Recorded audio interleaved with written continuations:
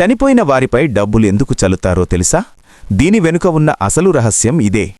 మనిషి బ్రతికినంతకాలం డబ్బు కోసం, ఆస్తుల కోసం పాకులాడుతుంటాడు.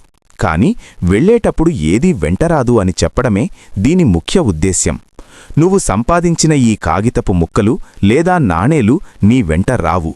ఇవి ఇక్కడే వదిలేసి వెళుతున్నావు అని లోకానికి చాటి చెప్పే సంకేతమిది. పూర్వకాలంలో అంతిమయాత్రలో నాణేలను చల్లడం వల్ల పేదవారు వాటిని ఏరుకునేవారు.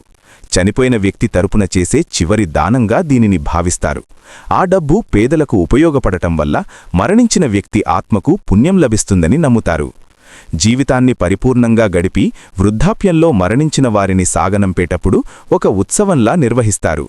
తమ పూర్వీకులు గొప్పగా జీవించారని చెప్పడానికి వారికిచ్చే వీడ్కోలు గౌరవంగా ఇలా నాణేలు, పూలు, అక్షింతలు చల్లుతారు.